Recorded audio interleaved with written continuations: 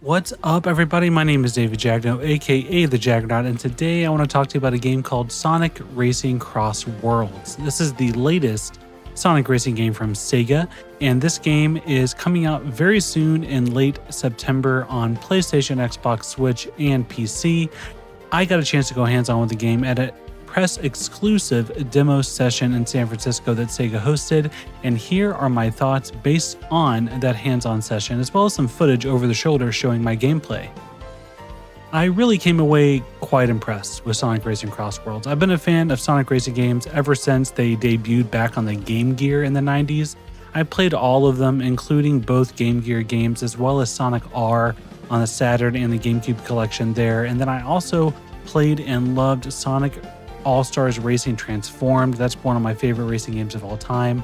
And the best compliment I can give CrossWorlds is that it feels like that game, but better, based on the demo that I had. I did play Team Sonic Racing. I actually reviewed that for IGN back in the day. You can watch or read that review over at IGN. And I was a fan of that game, but I wasn't a huge fan of the team dynamic. I really miss the solo racing transformation focused gameplay of Transformed, and that's what they brought back with CrossWorlds. As you can see on the screen here, you can transform into a boat, into a plane, into a car, all that good stuff. But what really sets it apart are the portals. I think that is what really makes this game feel extremely special. You can see on the screen, portals will appear at the end of the first lap, and then the person in first place gets to pick which portal you go through. The race then transforms into this new arena. No loading screens required. You do an entire lap here, and then you transform back for the final third lap on your course. And it sounds simple, but it adds so much variety because there are a limited number of over a dozen different cross-world transformations that can happen, and they're randomly selected each time you start a race, so you can have so many different combinations of tracks because of the way the cross-worlds interject themselves into the existing race. I think it really adds a ton of creativity, a ton of flair, and just a ton of excitement to every race to make it feel really fresh and unique. I think when you combine that with the way that customization works and that you can customize your vehicle's appearance, including the parts and the paint and the decals, as well as your loadout, including things like how you specialize in different types of racing, different types of items and gadgets throughout the course, it really adds a ton of variety to the game. And I'm just going to be honest here, it makes me more excited than a Mario Kart game has in a very long time. I think the last Mario Kart game to really shake up the formula in terms of gameplay was probably Double Dash back on the GameCube, because I feel like even though Mario Kart World was a lot of fun on Switch 2 and I did enjoy that game, I got tired of it pretty quickly because the core gameplay was still the same that we already had in 8 Deluxe for the most part. The open world dynamic was mostly empty and there wasn't a whole lot to do, but I feel like in Sonic Racing CrossWorlds, they have focused on the gameplay. They focus on iterating and innovating the moment-to-moment gameplay in a way that makes the game feel fresh and exciting and fun, no matter which game mode you're playing in. I didn't really get a chance to check out any of the multiplayer modes in my demo session because it was purely focused on solo gameplay, and I only had enough to do 2 Grand Prix races, but what I did play was super fun. And I think that's all, that really matters at the end of the day. It's a racing game. It's an arcade kart racer. Is it fun? That's the question you need to ask yourself. And this game answers it immediately and enthusiastically, yes. One of the other elements that's really exciting to me as a lifelong Sega fan, Genesis Sonic apologist, is the character roster. The Mario Kart games, they kind of injected some creativity with the 8 Deluxe roster. They had, like Animal Crossing and Link and stuff like that. And in the new one, they have a lot of like random obscure side characters like the cow and the snowman and stuff, which is neat. But I feel like Sega has an opportunity here to really get in their bag and pick some characters that call back to Sega's origins and roots, like they did in Transformed back on the PS3. They had Alex Kidd in the game. They had all those kind of characters, and it looks like they might be doing that here because they have Ichiban from Like a Dragon. They have Hatsumiku, which have already been announced. I'm going to show some gameplay of her in just a little bit. They've also announced collaborations and DLC for characters like, including Pac-Man, Steve from Minecraft. They're going to have SpongeBob. So there's all types of opportunity for them to really focus in on delivering a cool roster of characters. And so here's the the customization that I mentioned before, all the different combinations you can have for not only the car parts like it's showing, but also in how you spec out your loadout and which gadgets you specialize in can change the way that you approach the races.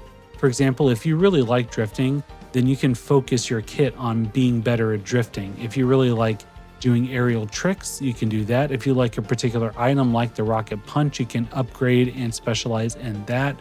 There's so many different ways to combine all the different pieces together to make some really interesting loadouts that can really change the way that you play the game to optimize it for your style, which I think is really cool. And I think it's a nice addition here that really sets it apart from Mario Kart. There's nothing like this in Mario Kart. You don't get to customize your loadout and things like that anymore.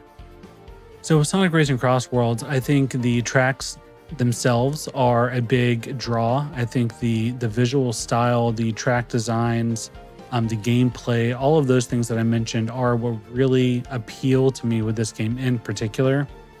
So I think they're really on the right track here. This is a game that I can see myself playing consistently for a very long time. It's got full crossplay as well. So whether you're on PlayStation, Switch, PC, Xbox, everyone's playing together, which is fantastic. I love to see that kind of stuff. The gameplay that I'm showing here that's direct capture is just the B-roll from Sega. I was not able to direct capture my gameplay. Only the over-the-shoulder shots are my personal gameplay from when I was playing the game. The rest is the B-roll direct capture that Sega provided to me after the preview event. There is an open network test happening this weekend if you're watching this video when it was posted. So if you want a free check-out test of the game, you can do that. I'm going to be checking it out for sure, get some more gameplay time in. Now I'm showing Hatsune Miku. So you can see that she's on a hoverboard. So hoverboards and cars are available to all characters. Your vehicle is not restricted based on your character. So I could have put Cream or Rouge or Sonic or Tails or Knuckles or anyone on a hoverboard, and it would be like Sonic Riders all over again, which is one of my favorite racing games as well. And that is fantastic to see. I really like the way that the hoverboard controlled. It's a little bit more nuanced and difficult because it is a little slippery and floaty, which obviously is the intent. It does feel different than the vehicles, so there is a lot of nuance in how the different vehicles and tracks and things like that control, which is nice to see. Something that you're not going to be able to hear in this footage because I wasn't able to get a clean audio capture of it, but whenever a race is finished, if you're playing as Hatsune Miku, she actually sings the little Jingles theme song in her voice, which I think is such a clever, small little detail that, you know, things like that add charm and add personality are really going to go a long way to helping this game find an audience and set itself apart in a relatively crowded genre. You know, there's a lot of great racing games out there, whether you're looking for simulation racing, arcade racing, kart racing. There's so many options these days. And so this game is launching into a crowded genre that has a lot of competition, but I really think it's going to find a nice niche here. I think it's launching at a good time. Most people that got a Switch 2 have played their fill of Mario Kart World. They're probably going to be looking for something a little bit different, a little bit more nuanced with a little bit more depth and customization and more features and an actual DLC content plan roadmap, which has already been laid out in a lot of ways. Sega has been very transparent about adding Steve from Minecraft, Pac-Man. All of those things are going to be coming, as well as SpongeBob, and hopefully we get some more Sega characters as well in the roster. And they're doing everything right. Everything that I've seen from this game, everything that I've played, everything that I have experienced with Sonic Racing CrossWorlds has me very, very excited for what's coming with this game. I was already excited because I'm a huge Sonic fan. I'm a huge Sonic Racing fan. I'm a huge Sega fan. All the boxes are being checked, and what I've seen from this game has me even more excited to check it out for myself whenever it fully launches later this year in September. I'm hoping I'll get to check it out for Forbes and do a full review.